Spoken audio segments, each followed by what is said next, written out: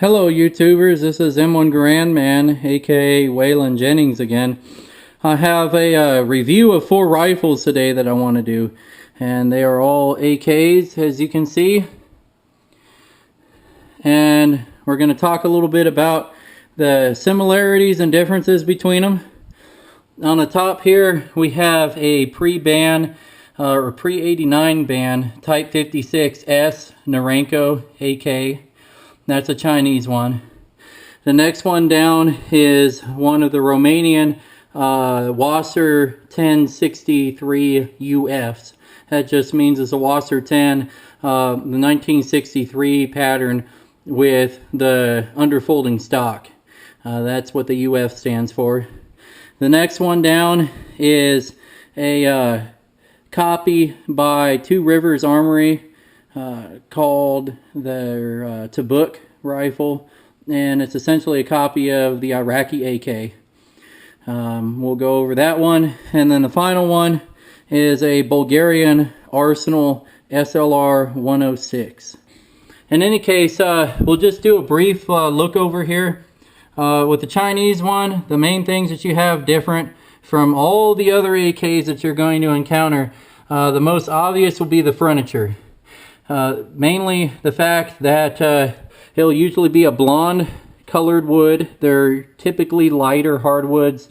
You will see some that will be stained a darker color. Some of the early Polytechs will also have a checkered grip. This one is just a plain grip, but you'll notice here there is a metal end cap on the pistol grip, and that is typical of milled receiver early AKs, not AKMs. Although some countries continued it with their versions of the AKM, this would be the Chinese version of an AKM with a stamped receiver. The M just stands for modernize. The word in Russian for modernize starts with an M also. You'll also notice that there's a end cap on the handguard. The handguard has notches on the lower handguard, but the upper handguard is completely flat. You'll also notice the Chinese continued to, on their stamped receiver guns, have the gas vents on the gas tube itself rather than the gas block, but they kept with the sloped gas block that the early AK-47s had. Something else that's unique to Chinese rifles, as far as I'm aware, is the hooded front sight.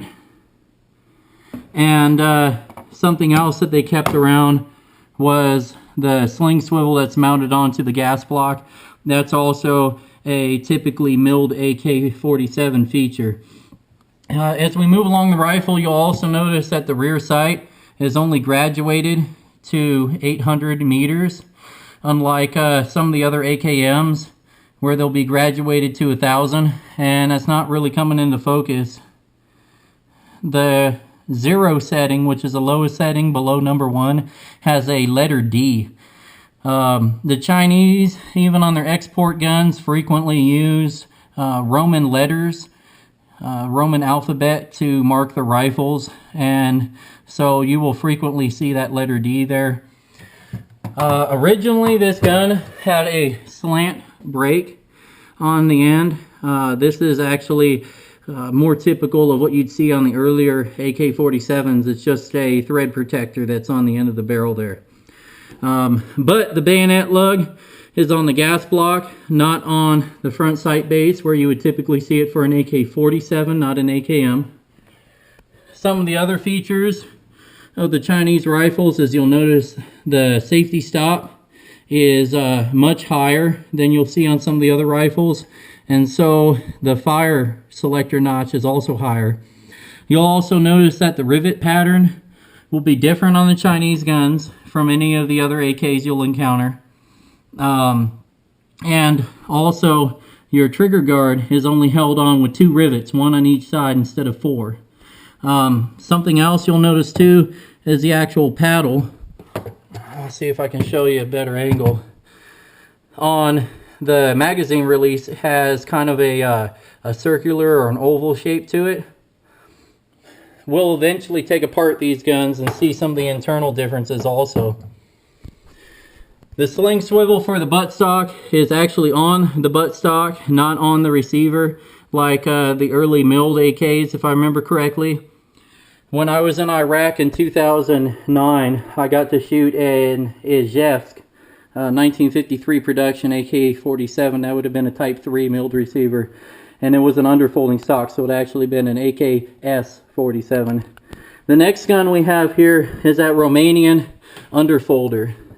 And like I said, it's a WASR 10/63 UF. Now this gun, I have done some work over it to try to get it for, 5-6 feet away to look like a Russian AKS-47 or AKMS-47, because it is an AKM. The major differences that you're going to see on the Romanian WASRs, though, are going to be it will not have the divot on the receiver, or the dimple like you're going to see on almost all the other AKs. Reason for that is they had to be imported as a single stack, and then the mag well was opened up once they got their US parts after being imported into the United States. That can cause some problems, not so much that the dimple's not there, but the fact that the mag wells are frequently completely hosed by Century arms when they open them up. And a lot of times there's way too much slop in the mag well for the magazine to fit in tight enough. Basically, I had to correct a lot of problems with this rifle to get it to run right. You'll notice the mag release, it's completely square. It has a dimple in it. And this one's actually an Arsenal mag release. I've used Arsenal parts in this gun wherever I can to upgrade and replace the originals that were messed up. Something else that happened, you can see where my thumb's at. This part, the front nose of the Selector Stop, was ground off so much that the magazines would actually slide back in the mag well and lock up the mag release when you're trying to remove magazines. So that was no good. I popped off the rivets. Remember how I said the Chinese only have 2 rivets? Most of your European AKs are going to have 4 rivets. The milled receivered ones might have 2, but your stamped ones will have 4. So I re-riveted it. And since we're talking about selector stops, you can see right here the selector stop is much lower. The selection notch for semi-auto is also lower. The other interesting thing too is the Romanian receivers have the dimples for the full auto sear pin. Of course, there's no hole drilled in them, so they're not set up for a full auto sear. But you can see on this side, you have your reinforcements on the trigger and the hammer pin, and then there's the reinforcement where the full auto sear would go. So it's not on this gun, but that's where it would go if it was a full auto. Continuing on, the sling on this gun is actually a Russian sling that I managed to find. And you can see the markings on there. It was made in 1970. And then up here, I forget what all the Cyrillic meant, but if I remember correctly, it said clothing factory something rather in Moscow. And then there's some other probably contract code, something like that on there. The stock is a slant stock. You can really see it when I hold the camera here. It's a little exaggerated with the distortion, but that's typically what you'll see on an AK-47, not an AKM. When the Russians came out with the AKM, they straightened the stock out, and it makes the muzzle climb a lot more controllable. But I wanted to stick with the original for the Romanian. Of course, the Romanian stock was kind of trashy. It didn't line up right or lock out right, so I went and found a Polish stock. You can see the lightning cuts on the back, and there's a cutout relief here, so that way the stock will actually clear the selector lever when you're folding it. And we'll flip it back over. Alright, so taking a closer look at this gun, some of the other features, it has the 1,000-yard or 1,000-meter sight, and it has a letter P for the 0 setting. You'll also notice that the top cover is reinforced like the AKMs are, unlike the AK-47 style top cover. on your Chinese guns and on your AK-47s. You have the slant break here. A lot of people look at this and they'll ask, what's up with the front of your barrel? It looks like it's broken. And you can see it really well here. And basically what this slant break is for a right-handed shooter.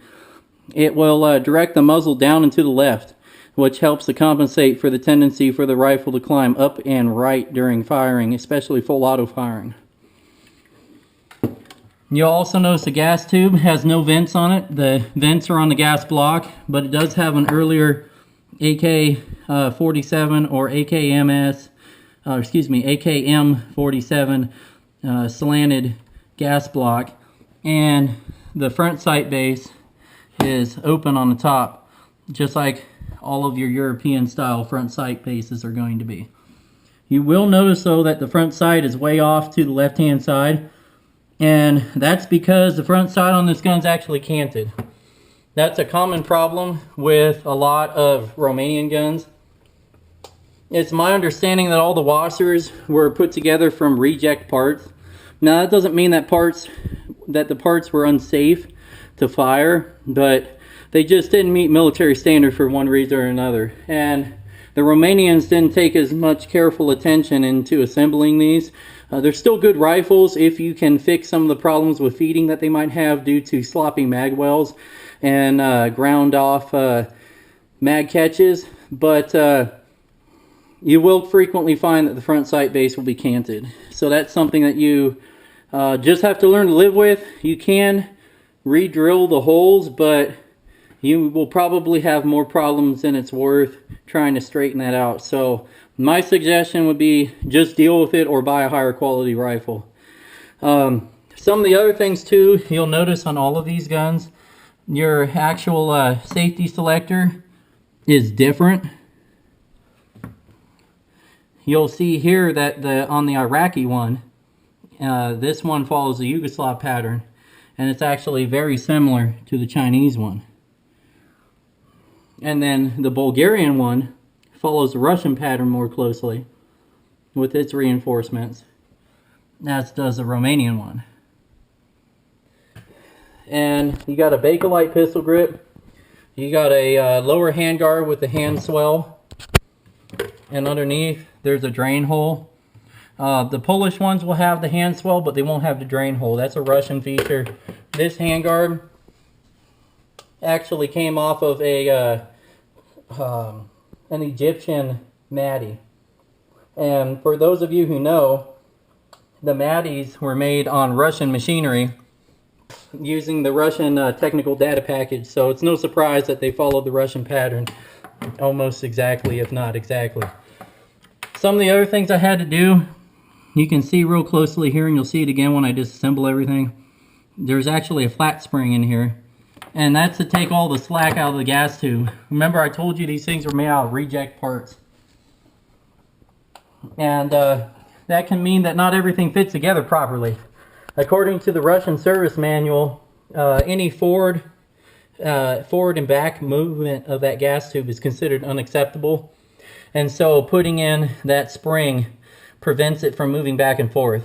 On the front of the lower handguard, I had to fashion some shims out of the bottoms of beer cans to take the play out of that as well. The original handguard had the spring on the end. There's a flat spring that fits into a groove, and you'll see when I take it all apart. But because of the location of the pin on this, and because I don't have the tools to cut the slot, and I would have ran into that pin anyway, I decided not to go with the Russian pattern flat spring, and instead I put in some shims, which worked just fine. The final thing too that I wanted to show you guys about this, I used a product to refinish this rifle, and it's made by VHT, or Very High Temperature. It's part of their specialty automotive paints. Sorry about that. It's part of their specialty automotive paints. And basically what it is it's exhaust header paint, and it's ceramic. And you have to bake it in the oven. You want to prep the metal obviously correctly, degrease and sandblast and do all that. and then you preheat the metal up to about 150 degrees, hang everything up outside, and then spray it. And basically, you're going to then bake it at 300 degrees. I think it was actually 250 for a half hour, let it cool for a half hour, 300 for a half hour, let it cool for a half hour, and then 600 for a half hour, let it cool for a half hour. Well, my oven would only go to 550, so I was only able to get it so hard, but as far as curing it, but everything came out well. You can see here it's pretty tough stuff. It looks like it's scratched, but then when you rub back over it, you realize all I'm actually doing is raising some of the oil out of the finish that's on there. The only thing I did notice that I didn't really like about it is the oil that I put on the bolt carrier and everything will cause some black residue on a rag when I wipe everything down. So obviously it is taking some of the paint up, but it's such a small amount that I'm not too worried about it. Next time this gun needs to be refinished, I'm going to have it parkerized and I'm going to spray it with Cerakote. And that stuff's completely impervious to just about anything, so should be fine there. But just wanted to make that note. It's paint called VHT. I believe it's like a ultra high temperature ceramic paint, and I'll show you the can in a little bit if I remember. Alright, real quick here, I also want to mention the paint that I used to refinish this Romanian AK. This is what I'm talking about. It's VHT flame proof, and it'll withstand between 1300 to 2000 degrees. And you can see it's called header paint. It's a ceramic coating. And basically you can get it at places like O'Reilly's for $9. I think it's really good for a $9 paint. Like I said, it's not 100% solvent proof, but much better than a lot of the enamels I've tried. And cheaper than Duracoat, cheaper than a lot of things. So just wanted to touch on that too. That way you guys know what the product looks like and you know where to find it. And they make it in a flat black, which comes out almost kind of a gray color, charcoal gray. And when the gun's done out of the oven, just rub it down with some CLP and wipe off the excess, and it will come out to this semi-gloss satin color that looks correct for AKs. So the next rifle we got here is a clone of the Iraqi Tabuk. And if you notice, it looks real similar to the Yugoslav rifles. The reason for that is because in the 1980s, the Yugos helped the Iraqis set up their arms production. Now, the Iraqis did create some weapons that were completely unique to their military, like the Tabuk designated marksman's rifle. It's just a long-barreled AK with a skeleton wood stock and a scope, like a PSO type scope. But this is their run-of-the-mill rifle, and Two Rivers Armory makes these, and they sell it as the Tabuk WS for wood stock. They also have an underfolder. I didn't have a wood stock one in my collection at the time, so I wanted this rifle for the collection. Some of the big differences you're going to notice are the differences in the rivet pattern. On the rear trunnion, it's a complete unique pattern to Yugoslav and Iraqi guns. The front trunnion, the rivets, are eerily similar to the Chinese pattern. And you'll notice that on Yugo rifles, there are a lot of Chinese features. I kind of wonder why that might be. Something else though that they did was, you can see the bulged receiver, and that's for an RPK style trunnion. The reason why they did that was so that way they could use the rifle with the grenade launcher that mounts on the barrel, and that way they wouldn't be damaging the rifle itself because it could stand up to the additional recoil of grenade launching. The receiver is also 1.5 millimeter thick. On most of your European guns, they're about 1 millimeter. On your Chinese guns, I think they're 1.6 millimeter. So there's some differences there. One of the other things too, just like the Yugoslav guns, the grenade launch sight flips up, and you can actually see on here how it's graduated for the two different styles of grenade, anti-personnel and anti-tank. And from my understanding, you just use the front sight and put it in the notch of the rear sight and fire. This also acts as a gas cutoff, and what that's going to do for you is make sure that all of the gas pressure from the rifle grenade launch blank will actually be used to propel the cartridge and not operate the gas system. I have a leather Romanian sling that I put on here. I needed a sling for this rifle, and I remember from my time in Iraq that you pretty much find whatever over there. They have a giant hodgepodge of all different types of AKs, so it wouldn't have been out of the question to see a European sling from some other country being used on one of the Iraqi rifles. One of the other things you're going to notice is the pistol grip is unlike the Yugoslav ones. You can see here, well, I'll hold it this way. You can see here the, it's not checkering, but the lines that are cut into this. From my understanding, Two Rivers Arms had to actually make a mold to create these grips. And you might look at it and say, well, that looks really cheap. I can tell that the mold doesn't look like it was cut by machine. It looks like it was cut by hand. And that might be the case. But from my experience in Iraq, it looks just like how I remember them being done. So I would call it authentic. Something else too that they went and did is, if we can get it in focus, you can see the selector markings here are actually Arabic selector markings. And they did put the third notch in, the full auto notch, but you'll notice there's no sear pin, so it's still a semi-auto gun. Your rear sight is graduated out to, hold on here, graduated out to 1,000 yards or 1,000 meters, and then the zero setting is actually a 0. So that's a little easier to make sense of. Something else that the Iraqi AKs also have are night sights, just like the Yugo guns will have. And I had to replace these. Unfortunately, I broke one of the inserts when I was putting them in, so I have a spare one coming, and I'm trying to get that in focus. When it's dark, they obviously are visible. The best way to set these in here is with either epoxy resin or hot glue. If you do the hot glue method, you can just fill in the hole, the view slot in there, and cut it off with a razor blade, the excess hot glue, and then polish it real quick with a butane torch. And it leaves a really clear opening, so that way you can see your insert. And the front one folds up like this, and you can actually see it kind of glowing in there. You can see that. So that's the night sights on this gun. Some of the other things too that the Yugo and the Iraqi AKs have is, you'll notice that there is actually a lock on the takedown lever, and the purpose for that would be when you're grenade launching, you obviously don't want that lock to pop forward and unlock the top cover. So that's in there. You have to push it in from the opposite side to get the top cover notch or latch, excuse me, to push in. The other thing too that they did that was really neat, I'll actually flip this around, that way you can see it.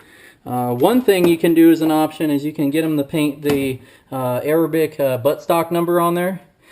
And so they've done that, and they offer all different colors of paint, so whatever your preference is, they'll put on there.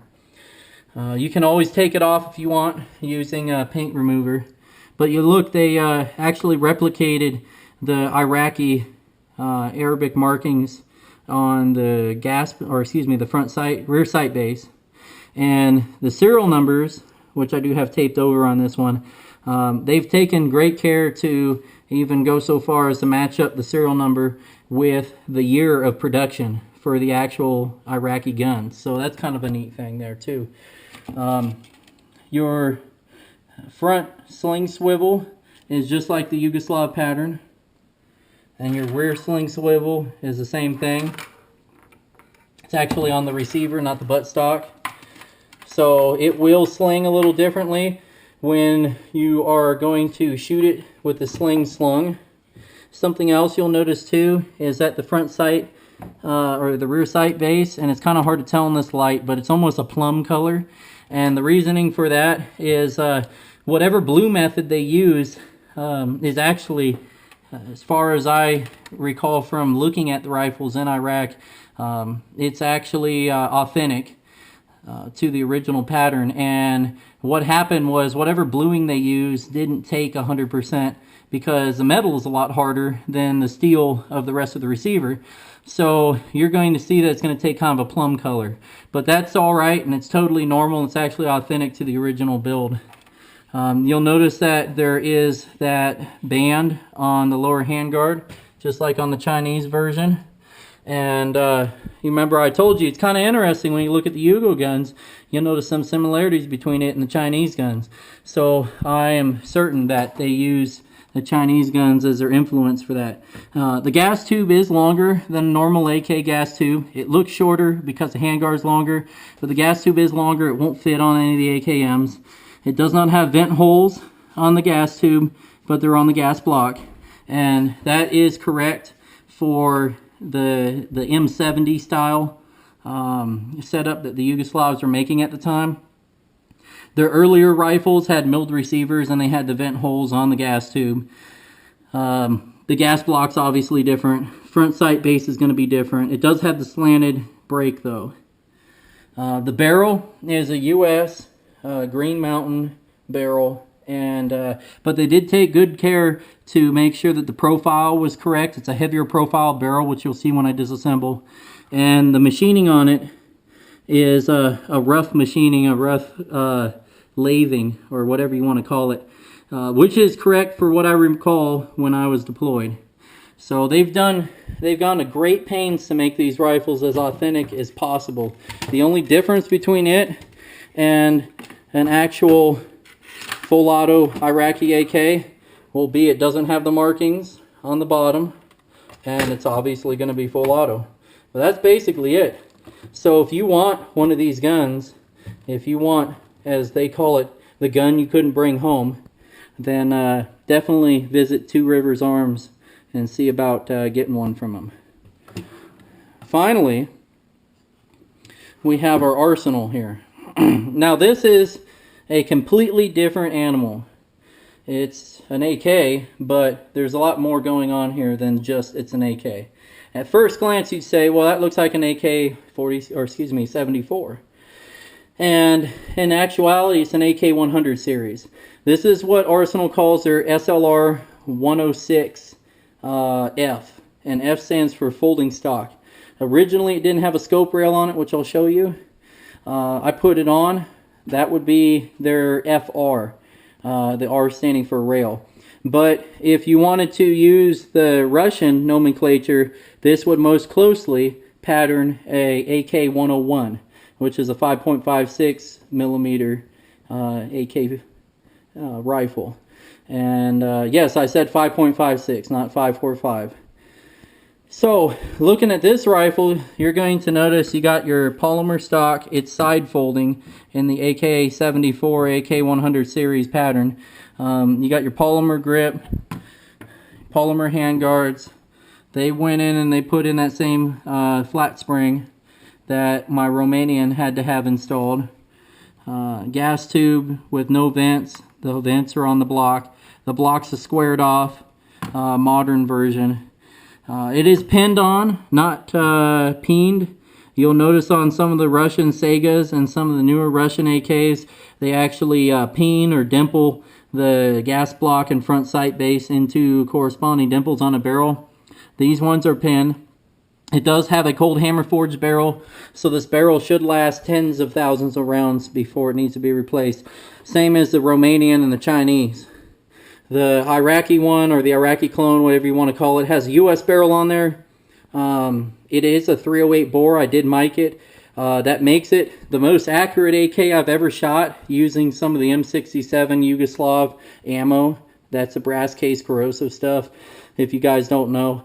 And it's very accurate ammo, but the 308 diameter bore pretty well ensures that anything you put down it is going to be as big or bigger than the bore diameter.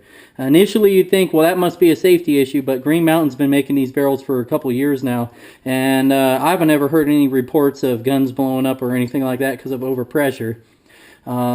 So I think they're on a good idea with using the smaller bore. then you never end up with a situation where the bullets you're shooting are actually smaller than the bore.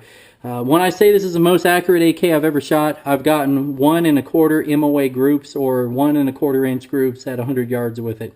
And can't complain about that when you're talking about AKs and 7.62 by 39. Now, this one in 5.56, I've certainly gotten groups as good, but it's also a different caliber. And 5.56 is inherently accurate, and they're hand loads, so you know, I'm taking great care in loading the ammunition to be accurate. Some of the other differences, you'll notice that the dust cover actually has a bulged out part that's pressed in that covers the safety itself. You can see there, it actually fits inside. It acts as a better dust seal than ones like this that have the gap. The Chinese one, same thing. There, it doesn't overlap. Same thing with the Yugo or the Iraqi ones. It has a dimple. It has a European style rivet pattern. If you look up here, you can see the same thing on the Romanian.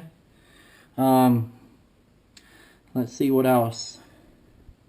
Of course, you got your AK-74 or 100 style or series muzzle brake. It's a very effective brake, by the way, although if you're shooting in a confine like a covered range, it gets it pretty loud. But it goes on a 1 by 24 millimeter right hand thread versus your 1 by 14 left hand thread. Both thread patterns work just fine for what they're designed for. But one of the neat things for this rifle is you can actually get an adapter from, I believe it's Veltor, to put a Halo, a Gemtech Halo suppressor on here. So if you want to shoot suppress, very easy to do with that adapter. Whereas these ones, you probably have to have an adapter made for your 30 caliber suppressors. Looking here, you got your open front sight base. And you sling swivel mounted on the end cap for the lower handguard, which is a normal European position. Coming around, I'll flip this over. You can actually see we have the scope mount that I riveted on. Here is your latch for the stock, and it folds up, and then this is actually the release for not only the trap door for the cleaning kit, but to open the stock back up. So you can see how that works.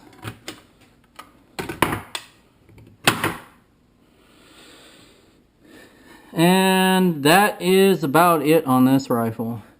It's a very well built rifle. I can't recall the last time I've ever had a malfunction with this thing, and I've had thousands of rounds through it now. Whereas the Romanian one, until I fixed the problems with it, it would jam every couple rounds, which should never happen with an AK. The Chinese one up here has been shot very little, so we can't speak to that, but I'll tell you, as far as magazine lockup goes on that rifle, it is the tightest and most consistent with a variety of magazines that I have experienced with any of these 4 rifles. You know, with the exception of this one where all the magazines come from Bulgaria, so you don't have the issue with different countries' magazines not fitting. Something else you should be aware of too, if you buy one of these 5.56 rifles, not all the mag wells are the same. Some follow an AK-74 pattern, and some follow an AK-47 pattern. If you're looking at using Galil or Chinese or Yugoslav, like for the PAPs, 5.56 magazines, they will not fit in a Bulgarian rifle, they won't fit in a Polish rifle, they won't fit in a one of the Saigas or the Vepers. Those ones use the AK-74 dimensions versus the AK-47 dimensions, so be aware of that. 5.56 magazines for these guns are very expensive if you buy, you know, the real European ones or the Chinese. The Yugo ones and the Galil mags are cheap, but they won't fit in these.